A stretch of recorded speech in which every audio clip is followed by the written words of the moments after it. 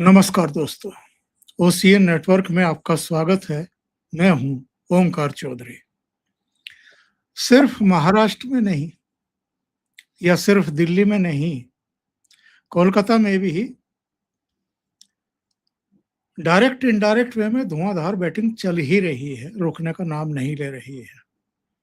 लगातार टीएमसी में टूट-फूट हो रही है, लोग छोड़ करके जा रहे हैं और अब तो जो उनके ताबेदार हुआ करते थे, उनके सामने कॉर्निश किया करते थे, वो भी ममता बनर्जी को नसीहतें देने लगे हैं। मदन मित्रा ने कहा है कि आप चूंकि अभिषेक बनर्जी से पिंड नहीं छुटा पा रही हैं, उनका मोह जो है वो नहीं त्याग पा रही हैं, इसलिए एक-एक करके पूरी पार्टी ही आपके हाथों से फिसल रही है।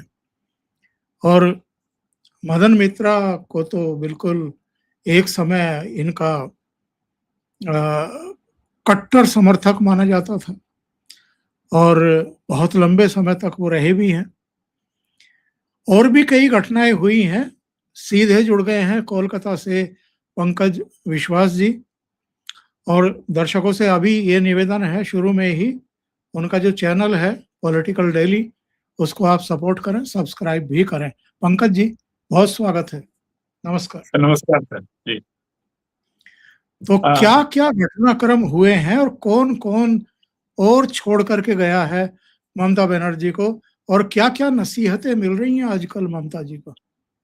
सर एक्चुअली बहुत सारी घटनाएं बहुत क्विक हुई है पश्चिम बंगाल में, बहुत सारी घटनाएं हैं, तो मैं एक-एक करके बताता हूँ। सबसे जो लेटेस्ट है, दर्शकों में कुछ दर्शकों को भी पता होगा कि कोयल मल्लिक राज्यसभा की सांसद थी and she was actress in Tollywood industry, मतलब बांग्ला फिल्म इंडस्ट्री में एक जानी मानी वो एक्ट्रेस है 90s के बाद में। और उनके पिताजी भी जो है, उनके पिताजी भी बहुत फेमस एक्टर हैं उनके पिताजी। तो कोयल मल्लिक जो है, उन्होंने राज्यसभा के सांसद पद से इस्तीफा दे दिया है और आज केंद्रीय मंत्री भूपेंद्र यादव जी से वो मिली हैं और बीजेपी के कुछ नेताओं से मेरी बात भी हुई है। तो उनका क्लैरिफिकेशन ये है कि जो भी हो रहा है वो दिल्ली में हो रहा है।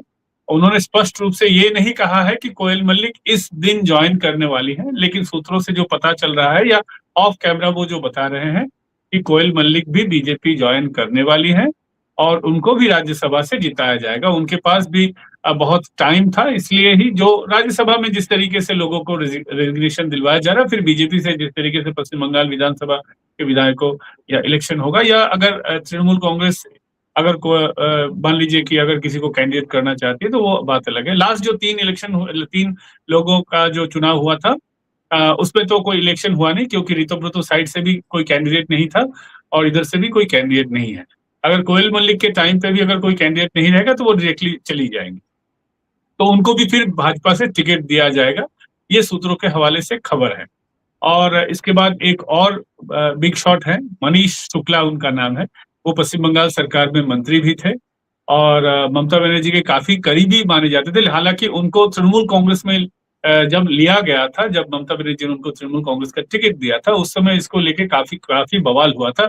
इसलिए बवाल हुआ था कि ये तृणमूल कांग्रेस जब बना उसके बाद तृणमूल कांग्रेस जिसको लेके सबसे ज्यादा भुनाती है, जैसे बीजेपी के लिए राम मंदिर का एक इशू था, उस तरीके से तृणमूल कांग्रेस के लिए ये 21 जुलाई 21 जुलाई शहीद दिवस, ये तृणमूल के लिए एक बहुत बड़ा इशू था। हर बार तृणमूल कांग्रेस जो है कलकत्ता में बहुत बड़ा एक कैंपेनिंग जनसभा करती है। इस बार भी उसको लेके दोनों पार्टी में, दोनों गुटों में बवाल हो रहा है।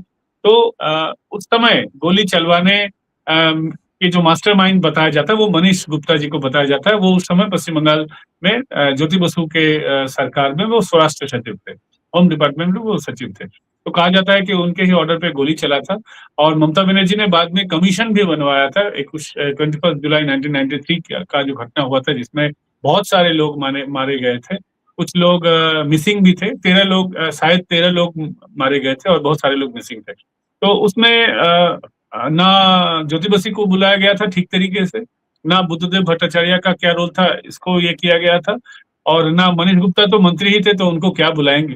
तो पूरा एक ढकोसला हुआ था उस समय। तो वो मनीष गुप्ता जो ममता की आंखों का तारा था, ममता बनर्जी जिस घटना को लेके राजनीति की थी, लेकिन बाद में जो एक्यूज थे उन्हीं को अपनी पार्टी में ले लिया था। आज वो भी ममता बनर्जी को छोड़ के जा चुके हैं। उन्होंने स्पष्ट रूप से कह दिया है कि इस पार्टी में अब मेरा कोई काम नहीं बचा है। 5 साल से ममता बनर्जी ने मुझे कोई इंपॉर्टेंट रोल नहीं दिया था, और पार्टी की जो हालत है उसके बाद इस पार्टी में रहने का तो कोई बात ही नहीं बनता है। तो उन्होंने भी वर्बली पार्टी छोड़ने की घोषणा कर दिया, और उन्होंने बताया है कि 2-3 दिन के अंदर में वो ऑफिशियल रेजिग्नेशन ममता बनर्जी को सौंप देंगे। अब इसके बाद वो ऋतुव्रतो के गुट में जाएंगे या नहीं, वो तो बात की बात है। और 2 और लोगों ने तृणमूल कांग्रेस छोड़ दिया है, तो मतलब ममता जी का गुट छोड़ दिया है। एक है अनुब्रतो मंडल, बीरभूम का बाघ जिसको बोला जाता था, जो घोटाले में भी गिरफ्तार हुए थे, तिहाड़ जेल में बहुत दिनों ने उन्होंने समय बिताया है। उन्होंने भी पार्टी छोड़ा है, ममता जी का गुट छोड़ा है और ऋतुव्रतो के गुट में चली गई है। इसके अलावा मदन मित्र पश्चिम बंगाल सरकार में मंत्री थे, वो भी ममता बनर्जी का गुट छोड़ के ऋतुव्रतो के गुट में उन्होंने ज्वाइन किया है। अनुब्रतो मंडल ने काफी मतलब एक उनकी बात को लेकर पश्चिम बंगाल में बहुत चर्चा हो रही है। उनका दावा है कि ममता बनर्जी ने उन्हें 4 बार फोन किया था। आखिरकार उन्होंने चौथे नंबर पे वो उन्होंने फोन पकड़ा और ममता को नसीहत दी कि आपने इतने दिनों तक जो पार्टी चला है वो आंख से नहीं देखती थी, आप कानों सुने बात पे भरोसा करती थी, इसलिए आपकी पार्टी की ये हालत है। अब भी आप सुधर जाइए, वरना आंख से देखना शुरू कीजिए, वरना जो भी आपके पास है वो भी नहीं रहेगा। और भतीजे को ज्यादा पालन पोषण मत कीजिए, बड़ा हो गया उसे छोड़ दीजिए। पार्टी में इतना आप उनको पोजीशन देंगी तो आपकी यही हालत होगी। एक ही बात मदन मित्रा जी ने भी कहा है, उनका भी ये आरोप है कि भतीजे को अभिषेक बनर्जी को इतना ज्यादा इंपॉर्टेंस दिया गया है जिसकी वजह से पार्टी की यह हालत हुई है। और एक दिन पहले ममता बनर्जी का जो लास्ट फेसबुक लाइव है, अब तो वो मीडिया के सामने नहीं आती है क्योंकि मीडिया के बहुत सारे तीखे सवालों को झेलना पड़ेगा, सिर्फ फेसबुक लाइव करते। उसमें भी वो लास्ट टाइम उन्होंने ये कहा है कि अभिषेक बनर्जी बाघ की तरह लड़े। तो वो बाघ है या बिल्ली है वो तो समय बताएगा। हालांकि ऋतुव्रतो बनर्जी ने भी कहा है कि वो बाघ नहीं है, वो बिल्ली है। तो यही सब चल रहा है पश्चिम बंगाल में। लोग 21 जुलाई के पहले पार्टी छोड़ने में तांता लगा हुआ है, और ममता जी भी कह रही हैं कि जिनको छोड़ के चले जाना है छोड़ के चले जाए। आज कोयल मल्लिक छोड़ने के बाद उन्होंने रिएक्शन दिया है, वहां भी उन्होंने कहा है कि जिनको जिनको छोड़ना है, जिनके ऊपर प्रेशर है, जिनको बीजेपी का सत्ता का सुख भोगना है, बीजेपी के साथ जाना है, कम से कम 21 जुलाई के पहले चले जाइए पार्टी खाली करके। और बांग्ला में कहावत है, दुष्टु गोरुच्चे शून्य ग्वाल भालो, मतलब वो लात मारने वाली गाय से जो है वो एकदम वो जो घर है वो फाका रहने से अच्छा है। तो वही ममता बनर्जी का कहना है, यही सब चल रहा है पश्चिम बंगाल में। मतलब शहीद दिवस से पहले पहले जिनको जाना है वो चले जाएं। हाँ, उसके बाद वो पार्टी को चलाएंगे आगे। जो 2-4 लोग बच जाएंगे, क्या बचेंगे पता नहीं, मुझे तो लगता है लास्ट में बुआ और भतीजा ही बचेगा, और तो कोई बचेगा नहीं। क्योंकि कल जो है डेरेक ओब्रायन, मैं कल विधानसभा में काम से गया था, तो मैंने देखा कि वहां डेरेक ओब्रायन भी लाइन लगाए हुए थे। तो ममता जी के साथ तो मिलने गए नहीं होंगे, तो किसके साथ मिलने गए होंगे वो तो सबको पता ही चल रहा है। तो अब अगला नंबर मुझे लगता है कि डेरेक ओब्रायन का भी आने वाला है। मैं इनके 2-3 बयान पढ़ रहा हूँ। इन्होंने कहा है कि अभिषेक अगले 50 सालों तक लड़ेंगे। बहुत दूर की कोड़ी लेकर के आती है। 50 साल आगे के किसने देखे हैं? आजकल तो बैठे बिठाए पता लगता है कि कल ही तो मुलाकात हुई थी और आज नहीं रहे। ये अगले 50 साल का जो है वो ठेका ले रही हैं।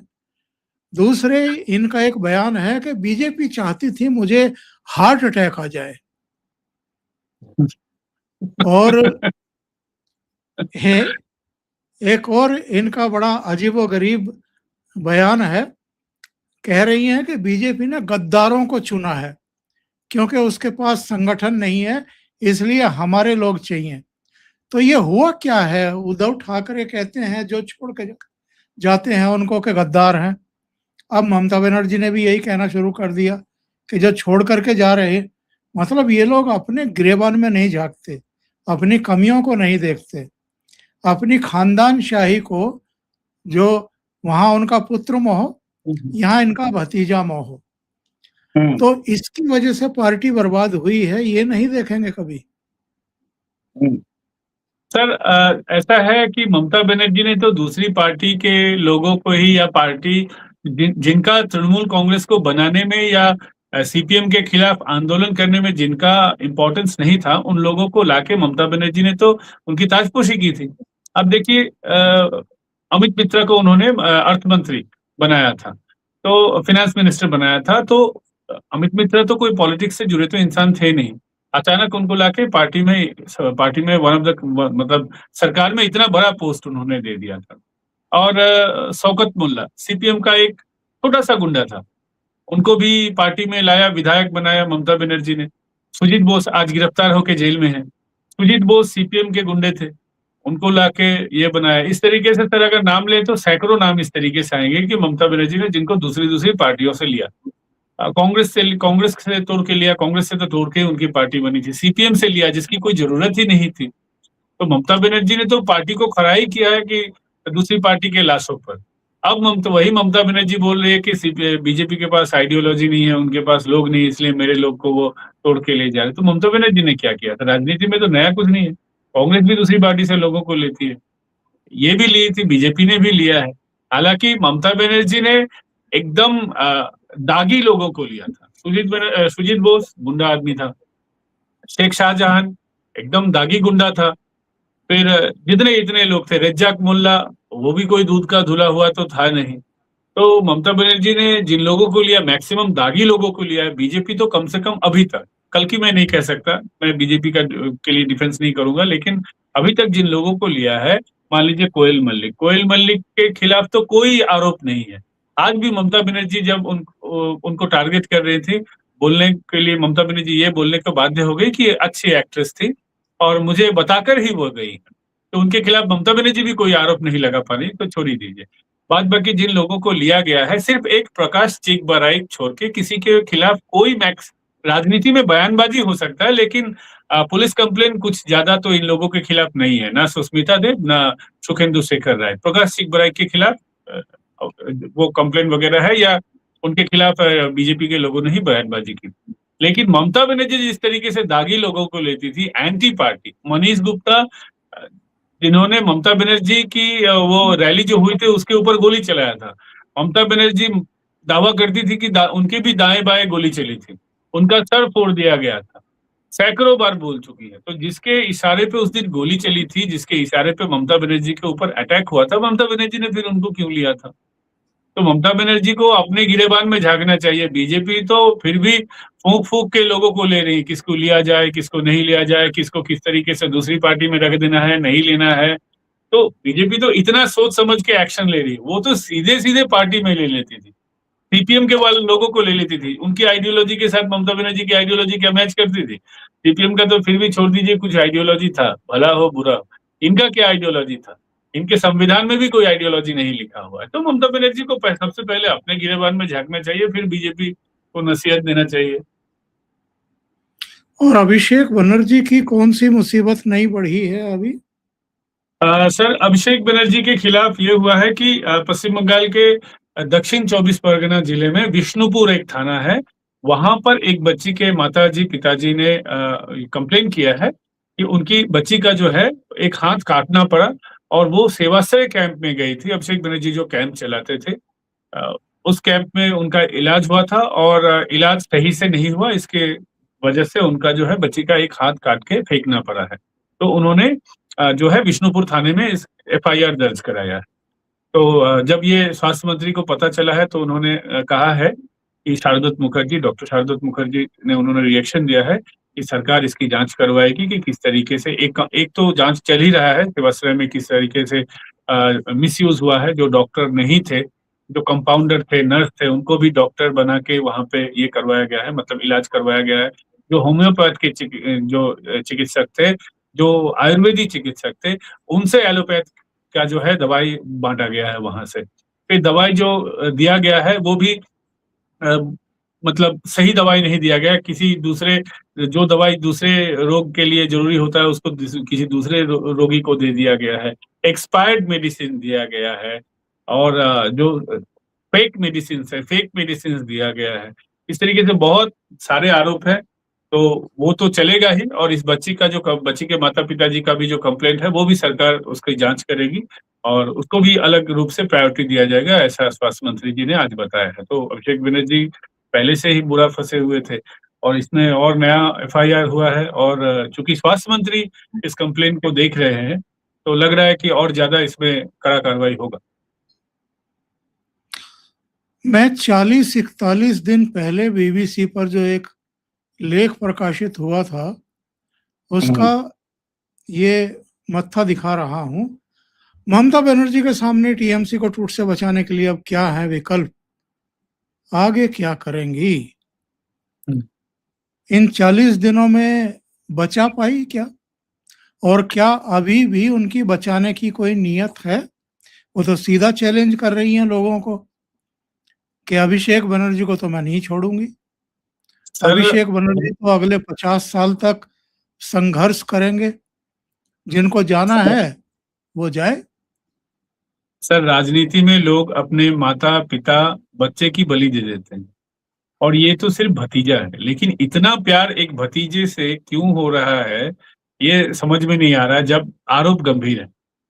और ममता बनर्जी को पता है कि अभिषेक बनर्जी शुरुआती दौर से, जब 2014 में अभिषेक बनर्जी को जब पैराशूट लॉन्च किया गया, 13 से ही अभिषेक बनर्जी 12-13 से अभिषेक बनर्जी धीरे धीरे पार्टी के कैंपेन में शामिल हो रहे थे।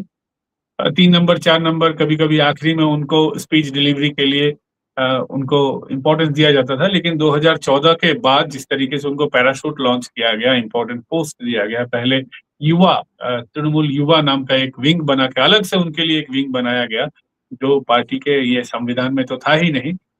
और उसके बाद वहां से उनको यूथ विंग का पार्टी का अध्यक्ष बनाया गया, शुभेंदु अधिकारी को रिप्लेस करते हुए। तो तभी से लोगों का बहुत ज्यादा उनके ऊपर, जो टीएमसी के पुराने कार्यकर्ता थे या टीएमसी के पुराने लीडर थे, ममता बनर्जी के साथ 1998 से जो थे, या उससे पहले भी कांग्रेस में ममता बनर्जी के साथ थे, वो काफी खफा थे इस बात से, लेकिन मान लेना पड़ रहा था। लेकिन बाद में अभिषेक बनर्जी जिस तरीके से पार्टी को चला रहे थे, 100 में से 90% लोगों का, तृणमूल कांग्रेस का, उनके खिलाफ ये था कि पार्टी वो सही से नहीं चला रहे थे। कुछ लोग 10% जो नए कार्यकर्ता थे, जो अभिषेक बनर्जी जिनको स्टूडेंट विंग से, यूथ विंग से जो उठा के उनको तुलाबाजी करने के लिए, मतलब एक्सटॉर्शन करने के लिए अलग अलग पार्टी का पोस्ट दिया, वो लोग अभिषेक बनर्जी को भगवान की तरह देखते थे। अभिषेक बनर्जी को नेता, अर्जुन, श्री कृष्ण, सारथी कुछ भी मानते हो, लेकिन पार्टी का मैक्सिमम लोग उनको पसंद नहीं करते, जो तृणमूल का भला चाहते थे।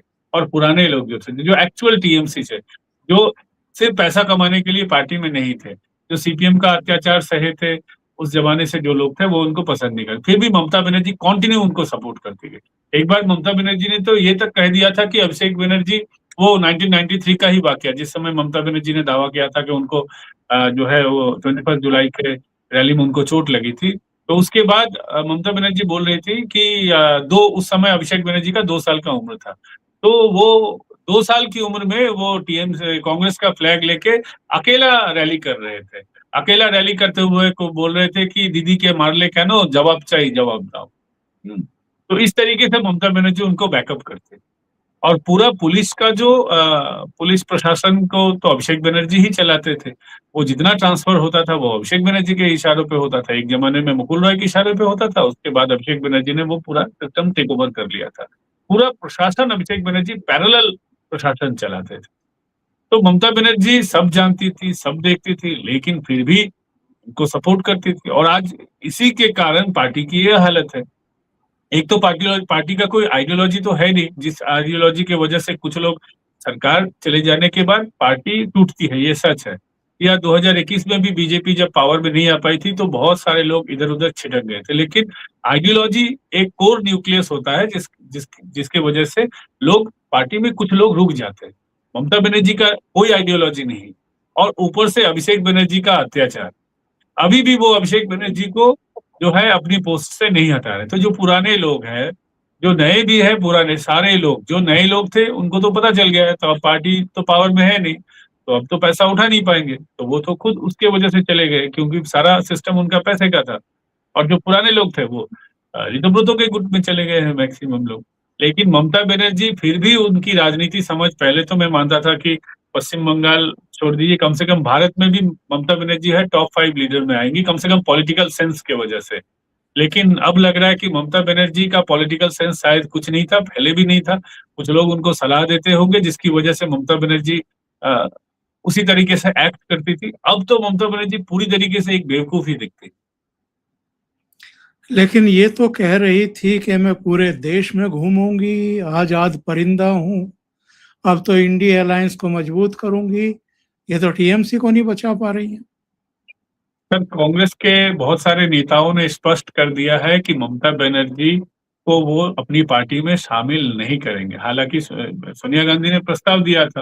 हालांकि मुझे ये भी लगता है कि सोनिया गांधी को पता होगा कि ये प्रस्ताव पे ममता बनर्जी कभी मानेंगी नहीं, इसीलिए उन्होंने प्रस्ताव दिया होगा। लेकिन बाद बाकी जो जितने भी नेता पश्चिम बंगाल आए हैं उनके हाईकमान की तरफ से, तो सारे लोगों ने कहा कि Mamata Banerjee is a close chapter. Mamata Banerjee के साथ उनका कोई रिश्ता हो नहीं सकता है। तो ममता बनर्जी तो किसी कांग्रेस ने में। ये भी कह दिया कि पहले हाँ, कांग्रेस छोड़ने के लिए माफी मांगे। हाँ, तो यही है। इसीलिए सर मुझे नहीं लगता है कि उनका इंडी गठबंधन में भी कोई फ्यूचर है। हालांकि मैं कल भी देख रहा था, कुछ मीम नहीं, मतलब तृणमूल कांग्रेस का जो सोशल मीडिया जो प्लेटफॉर्म वगैरह है वहां से अभिषेक बनर्जी को बताया जा रहा था कि वो भावी प्रधानमंत्री। तो भावी प्रधानमंत्री छोड़ दीजिए, जो लीडर ऑफ अपोजिशन नहीं बन पाए, बनने की जिसकी औकात नहीं है, जिसके हाथ में पार्टी के 10-12 विधायक भी नहीं बचे हैं, एकदम पार्टी तो टाइटैनिक से भी जल्दी जल्दी डूब रही है। तो वो क्या प्रधानमंत्री तो छोड़ दीजिए, वो तो लीडर ऑफ अपोजिशन भी कभी बनेगा या नहीं, इस पे संदेह लग रहा है। तो ममता बनर्जी, मैं अभी भी मानता हूँ कि ममता बनर्जी को अभी अगर अभिषेक बनर्जी को अगर बलि दे दें, पॉलिटिकल बलि, तो हो सकता है कि जो चंद लोग बचे हुए वो भी रह जाए, वरना तो सिर्फ ममता बनर्जी और अभिषेक बनर्जी, सिर्फ बुआ और भतीजा, बाद बाकी एक आदमी उनकी पार्टी में, उनके गुट में नहीं रहेगा।